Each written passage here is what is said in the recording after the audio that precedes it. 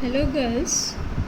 आज हम यशपाल द्वारा रचित, जो लेखक हैं वो यशपाल जी हैं, उनके द्वारा रचित लखनवी अंदाज हम पाठ पढ़ेंगे।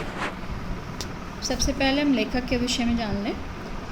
यशपाल जी का जन्म सन 1903 में पंजाब के फिरोज़पुर छावनी में हुआ। प्रारंभिक शिक्षा कांगड़ा में ग्रहण करने के बाद लाहौर के नेशनल कॉलेज से उन्होंने बीए किया। वहाँ उनका परिचय भगत सिंह और सुखदेव से हुआ। यहाँ आप जान ही गए हो भगत सिंह कौन, जो क्रांतिकारी हुए हैं। स्वाधीनता के संग्राम की क्रांतिकारी धारा से जुड़ाव के कारण वे जेल भी गए। उनकी मृत्यु सन 1976 में हुई। यशपाल जी की रचनाओं में आम आदमी के सरोकार की उपस्थिति है। सरोकार कहते हैं आम आदमी की जो ज़रूरतें हैं उनका। वे यथार्थवादी शैली के विशिष्ट रचनाकार हैं। सामाजिक विषमता, राजनीतिक पाखंड और रूढ़ियों के खिलाफ उनकी रचना मुखर है। यानी उनमें सामाजिक जो समाज में विषमताएं हैं, जो कमियां हैं उनके विषय में, और जो राजनीति में जो दिखावा करते हैं और जो रूढ़ी के खिलाफ हैं वो उनकी रचना में दिखाई देती है। उनकी कहानी संग्रह में ज्ञानदान, तर्क का तूफान, पिंजरे की उड़ान, वाह दुलिया, फूलों का कुर्ता उल्लेखनीय है।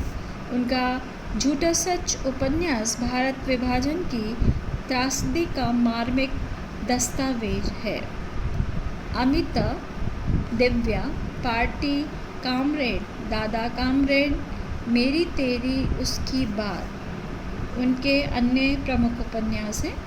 भाषा की स्वाभाविकता और सजीवता उनकी रचनागत विशेषता है।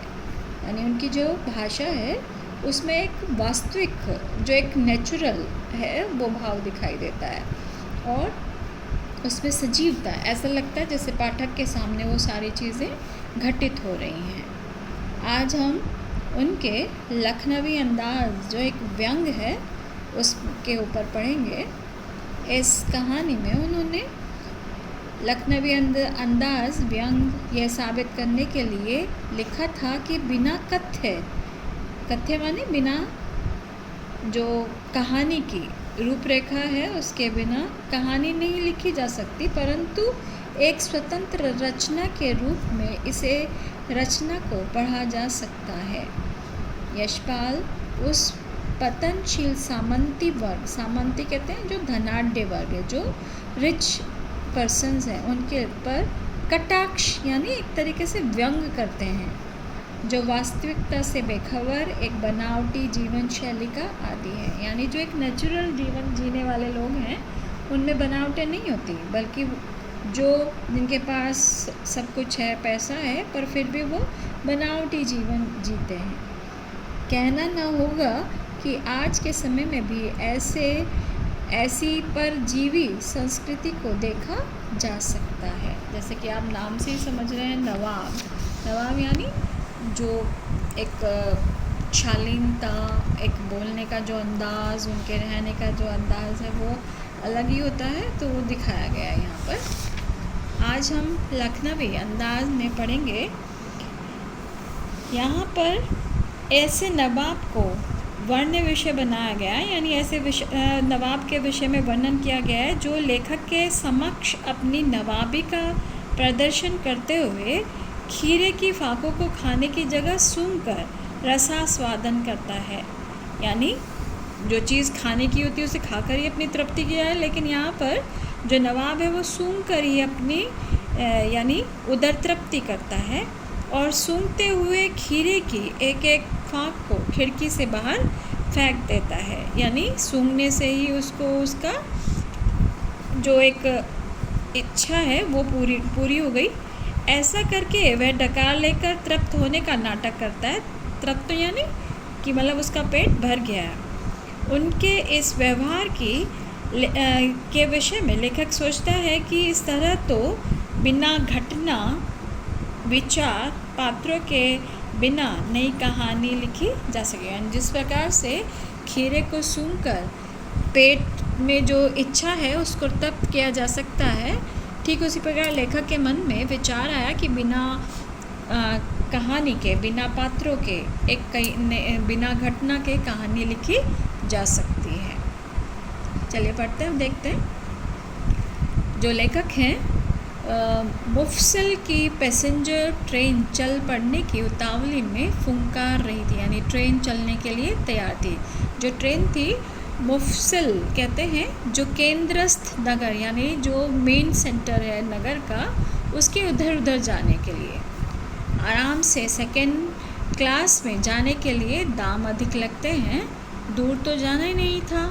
भीड़ से बचकर एकांत में नई कहानी के संबंध में सोच सकने और खिड़की से प्राकृतिक दृश्य देख सकने के लिए एक सेकंड क्लास का ही टिकट ले लिया। यानी जो पैसेंजर ट्रेन थी वो तो पैसेंजर वाला जो डिब्बा था वो तो यात्रियों से भरा रहता है, तो यहाँ पर उन्होंने सेकंड क्लास का टिकट लिया और सोचा कि अपनी कहानी को लिखने के लिए जब वो इधर खिड़की से झांकेंगे तो उनको नए नए आइडिया भी आ जाएंगे।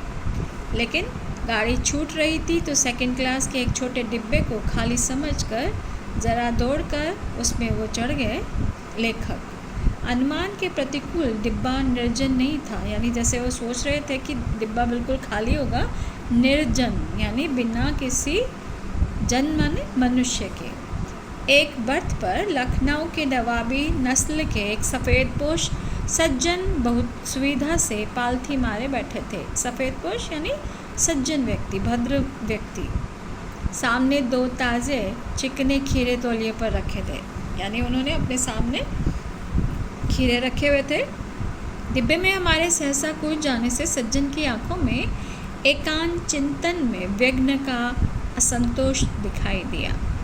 यानी जब लेखक वह उस डिब्बे में पहुंचे तो उन्हें लगा कि जैसे कोई उनके एकांत में रुकावट डालने के लिए आ गया है। सोचा हो सकता है यह भी कहानी के लिए सूझ की चिंता में हूँ या खीरे जैसे अपदार्थ वस्तु का शौक करते देखे जाने के संकोच में हूँ। यानी जैसे लेखक अपनी कहानी लिखने के लिए विषय ढूंढ रहे थे, शायद वो भी यही सोच रहे होंगे अपनी कहानी के चिंतन में शायद नवाब बैठे हैं, या फिर खीरा कोई इतना डिलीशियस तो नहीं है, अपदार्थ मतलब इतना ज़्यादा महंगा नहीं मिला, तो शायद वो उसको लेखक को देखकर संकोच में आ गए होंगे।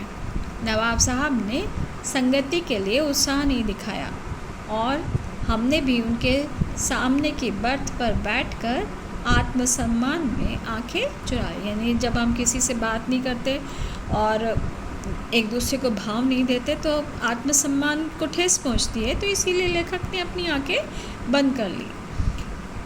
खाली बैठकर कल्पना करते रहने की पुरानी आदत है। नवाब साहब की असुविधा संकोच के कारण का अनुमान करने लगे कि भाई वो इतना क्यों संकोच कर रहे हैं। संभव है नवाब साहब ने बिल्कुल अकेले यात्रा कर सकने के अनुमान में किफ़ायत के विचार से सेकंड क्लास का टिकट खरीद लिया हो और अब गवारा ना हो कि शहर का कोई सफ़ेदपोश उन्हें मंझले दर्जे में सफ़र करता देखे। यानी उनकी ये शान के खिलाफ था।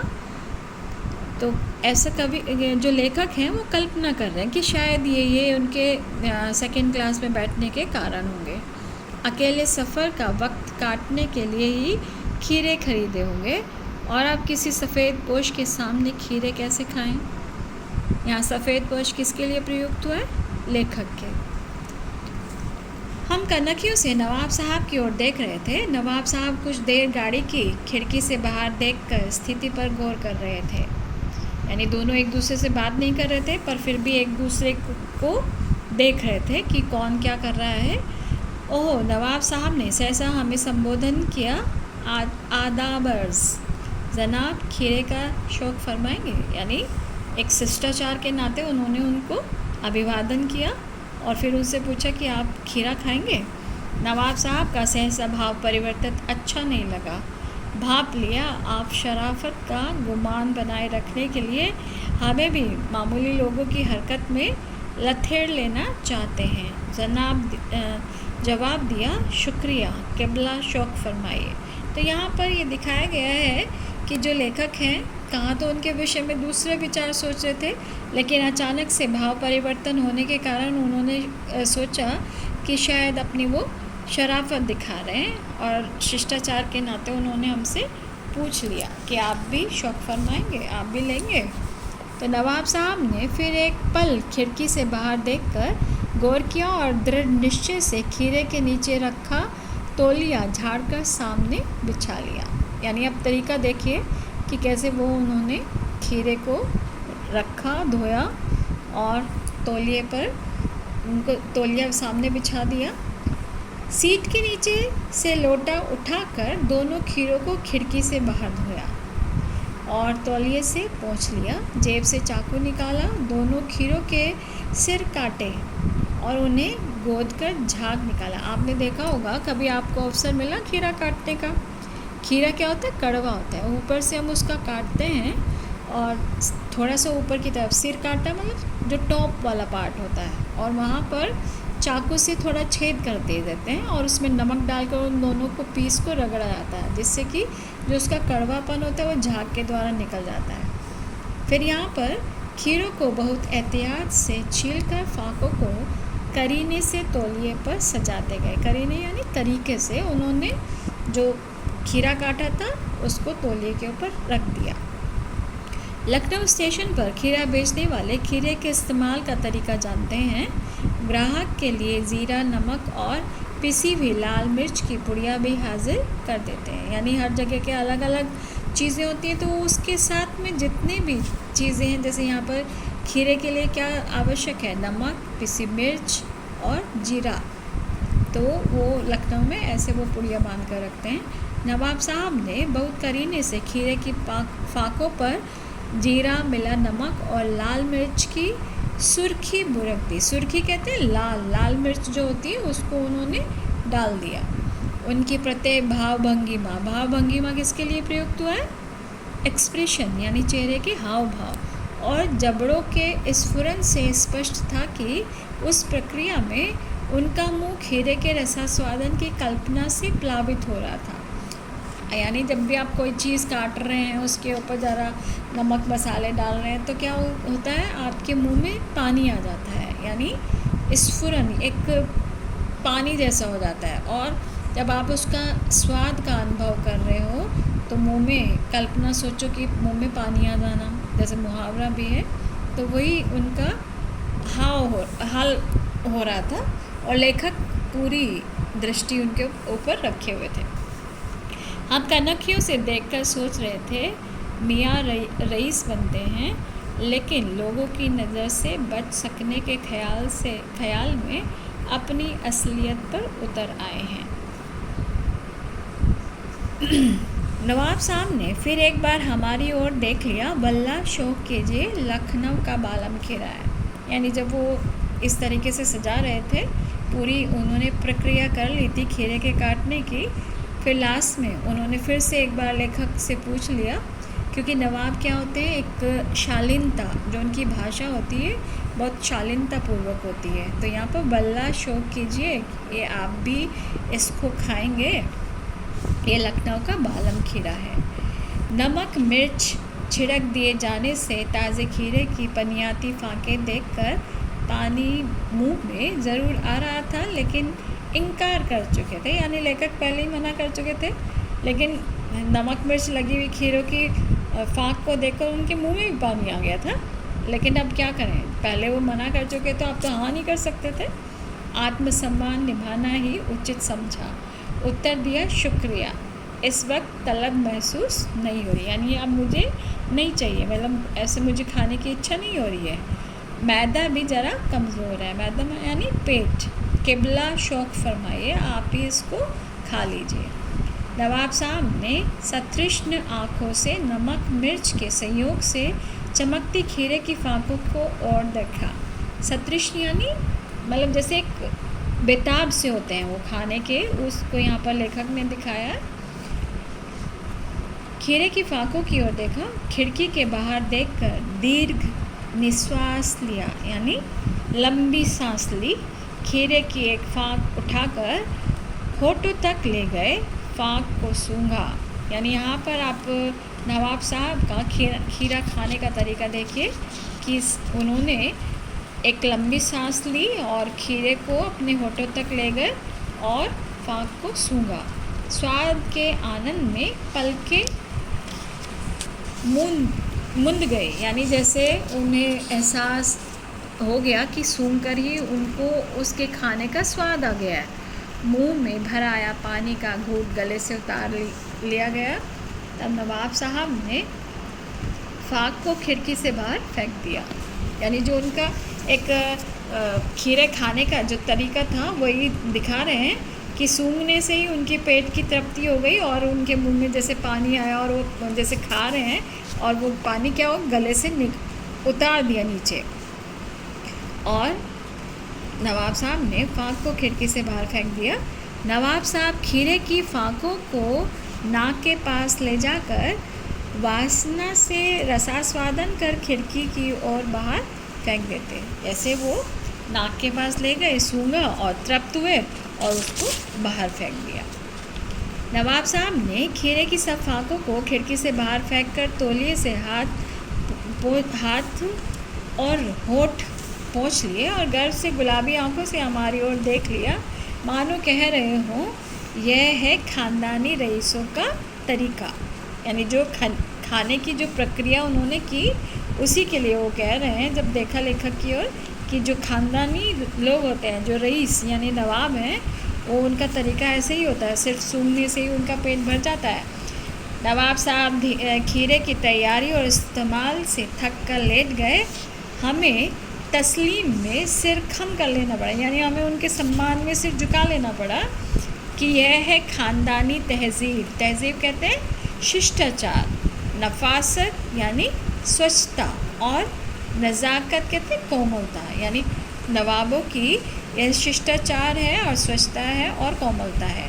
हम गौर कर रहे थे कि खीरा इस्तेमाल करने के इस तरीके को खीरे की सुगंध और स्वाद की कल्पना से संतुष्ट होने का सूक्ष्म, नफीस कहते हैं बढ़िया, या सब एब्स्ट्रैक्ट यानी बहुत सूक्ष्म तरीका ज़रूर कहा जा सकता है। परंतु क्या ऐसे तरीके से उदर माने पेट की तृप्ति भी हो सकती है? ये एक प्रश्न है। यानी ऐसा जो उन्होंने तरीका अपनाया था, क्या आप सोच सकते हैं उससे पेट की तृप्ति हो सकती है? नवाब साहब की ओर से भरे पेट के ऊंचे डकार का शब्द सुनाई दिया और नवाब साहब ने हमारी ओर देखकर कहा, खीरा लजीज होता है लेकिन होता है शकील, नामुराद मैदे पर बोझ डाल देता है। यानी खीरा खाने में तो बहुत स्वादिष्ट होता है लेकिन ना पचने वाला, मतलब ठीक से ना पचने वाला होता है। और मैदा कहते हैं आमाश है, पर ये क्या खाने से मतलब जल्दी से हजम नहीं होता। ज्ञान चक्षु खुल गए, पहचाना ये है नई कहानी के लेखक। यानी लेखक को जो सोच रहे थे कहानी कैसे मिले, उनके जो नेत्र थे वो क्या हो गए, खुल गए। खीरे की सुगंध और स्वाद की कल्पना से पेट भर जाने का डकार आ सकती है, तो बिना विचार, घटना और पात्रों के लेखक की इच्छा मात्र से नई कहानी क्यों नहीं बन सकती? तो ये कवि के मन में प्रश्न आया कि जैसे वो खीरा खाए बगैर सूंघ कर और उसके रसास्वादन से अपने मुंह में पानी ला सकते हैं और एक जैसे उधर तृप्ति हो गई, डकार ले सकते हैं, तो फिर बिना विचार के, घटना और पात्रों के लेखक की इच्छा से सिर्फ नई कहानी लिखी जा सकती है। ये लेखक के मन में विचार आया। आपने ये पाठ पढ़ा, देखा जो रईस लोग होते हैं उनके जीवन का कैसा तरीका होता है, आपको समझ आ गया होगा। इसी के साथ हम विराम लेते हैं।